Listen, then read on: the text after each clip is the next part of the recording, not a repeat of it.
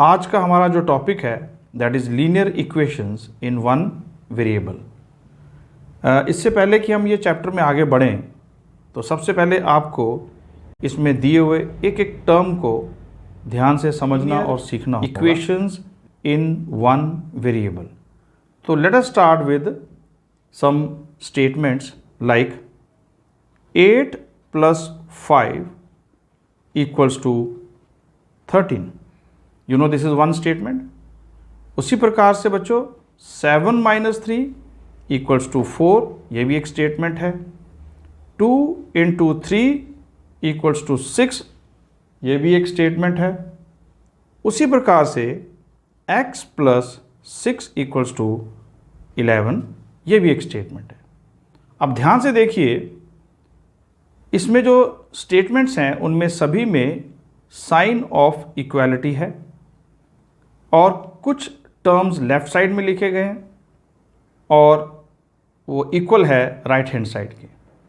So whatever is written on this side, this is called left hand side. ये सभी इसकी left hand sides हैं और जो भी यहाँ लिखा गया इनको राइट हैंड साइड्स बोलते हैं।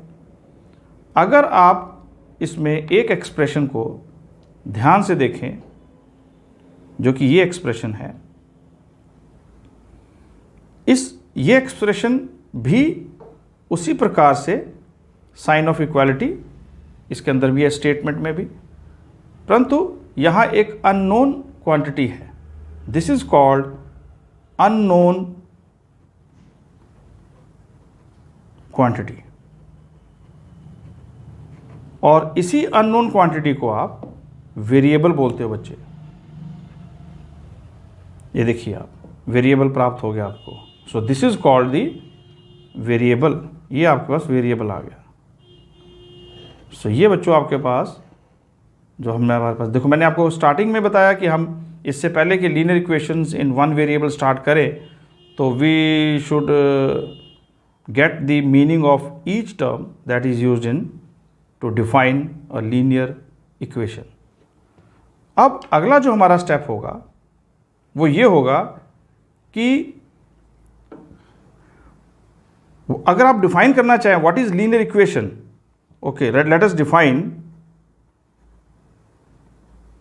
Definition of linear equation. तो आप लिखेंगे एन इक्वेशन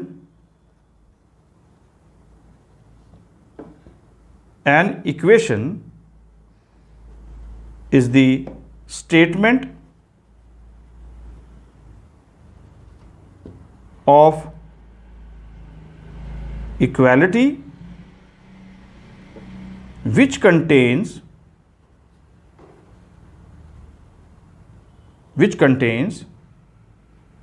an unknown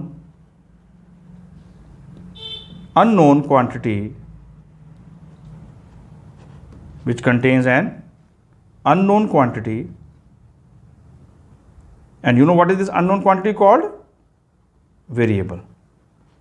इस unknown quantity को ही हम variable declare करेंगे.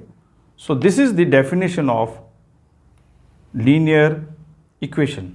And as I told you, what are these that are written on the these will be called as the left hand sides, this will be called the right hand side. So left hand side is always equal to right hand side. ये दो तरह की sides होती हैं।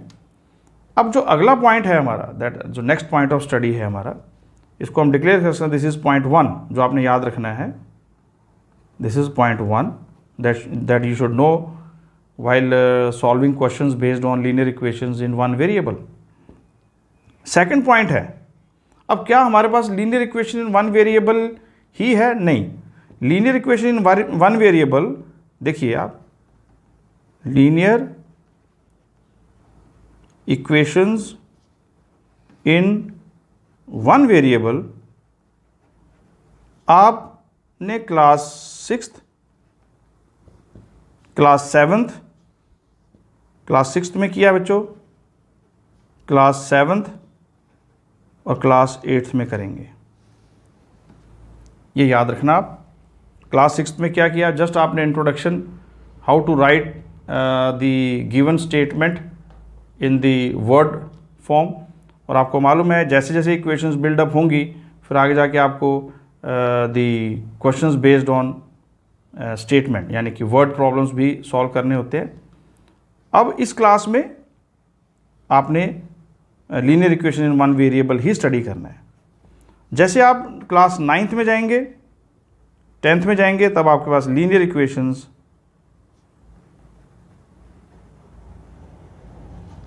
इन 2 variables भी आ जाएगा बच्चों। कैसे लिखेंगे उसको, 2x plus 3y equals to 5, you can write it like this. So this we'll do in class 9th and class 10th. Okay, now next point is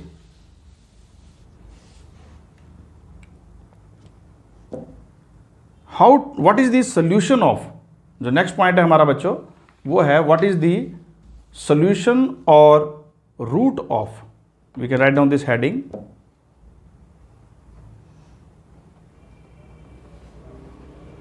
solution or root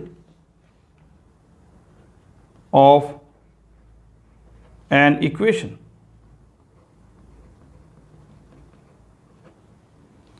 चलिए इसके लिए आप वो पुरानी इक्वेशन वही ले लेते हैं हम, x + 6 = 11। अब आप देखिए सोच सकते हैं कि x की वैल्यू यहाँ हम क्या ऐड करें सो दैट ये 11 बन जाए। It will take few seconds. So आप कहेंगे 5, सो 5 + 6 = 11। तो ये जो 5 आपके पास आया बच्चों, ये जो 5 आपके पास आया है, ये 5 ही सॉल्यूशन है।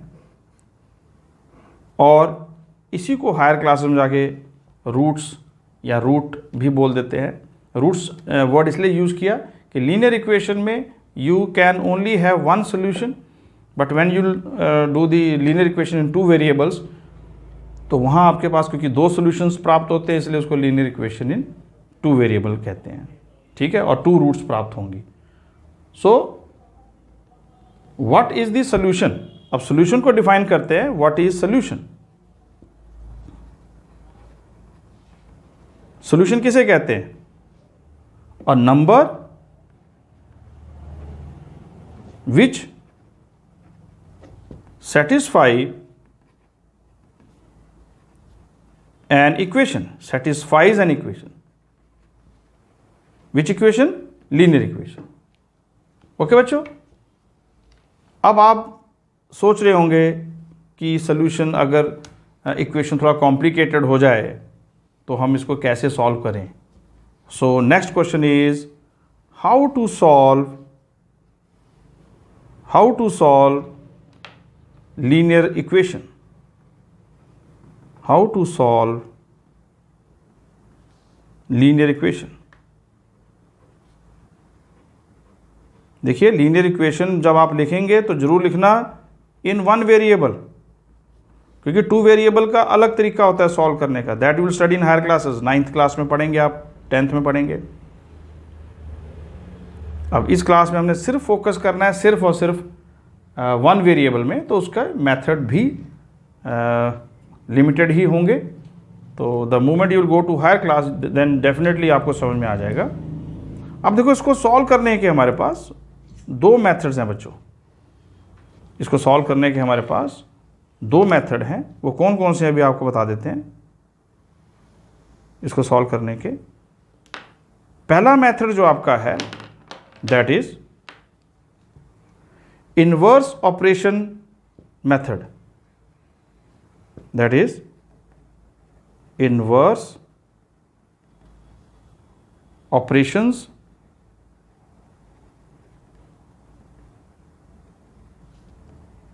method, and the another one is transpose method।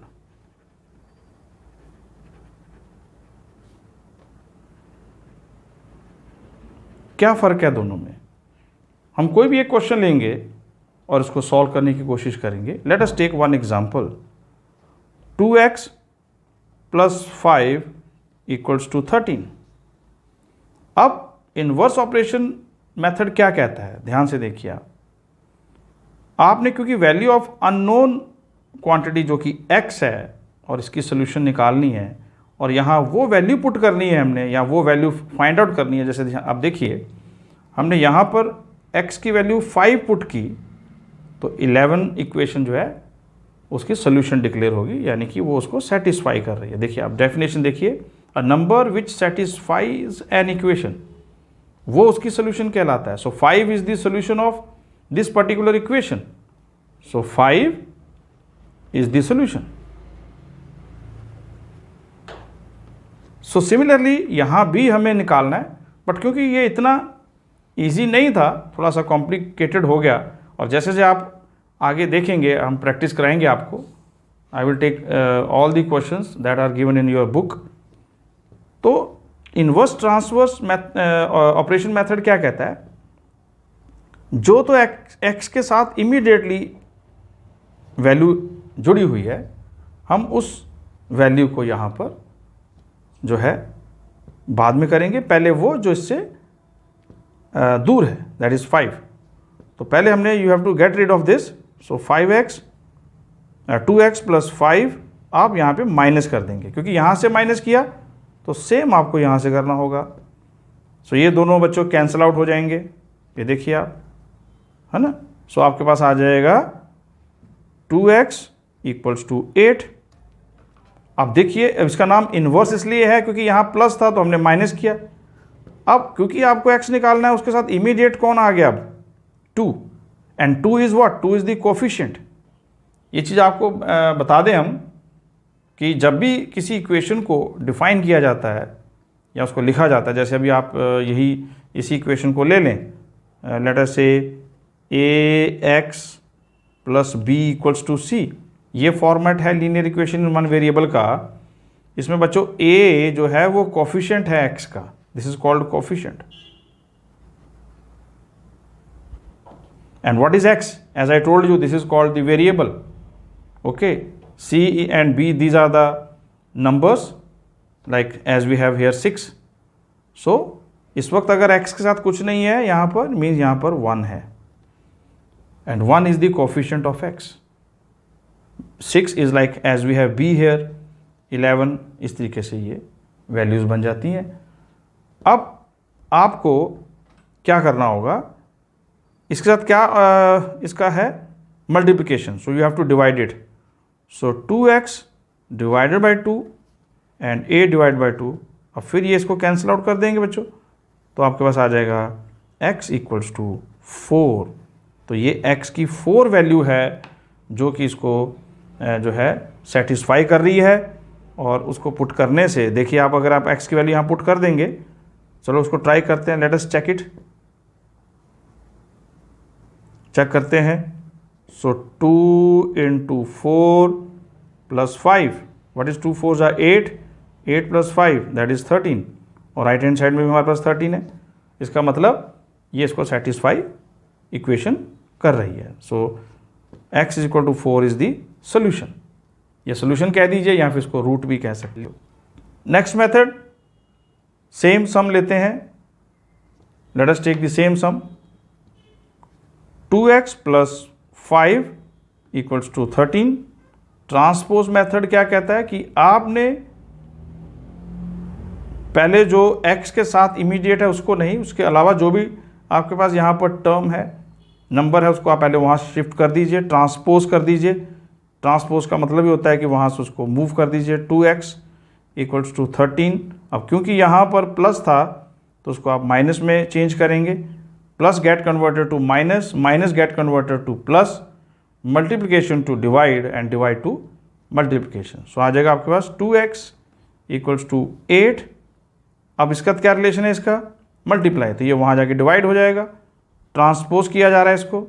ये देखिए यहाँ पर, यहाँ भी ट्रांसपोज हुआ था, ये ट्रांसपोज दिखाया मैंने आपको. अब ये इधर ट्रांसपोज हो रहा है बच्चों.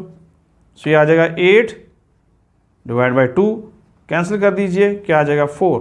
सो x इक्वल्स टू 4। अगर आप इन दोनों को देखें ध्यान से, बट मोस्टली जो मेथड यूज़ हम लोग करते हैं अपनी डेली लाइफ में वो आप ट्रांसपोज मेथड ही करेंगे।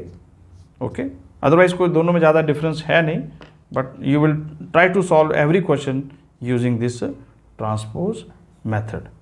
ओके बच्चों, आज इंट्रोडक्शन में इतना ही बहुत है।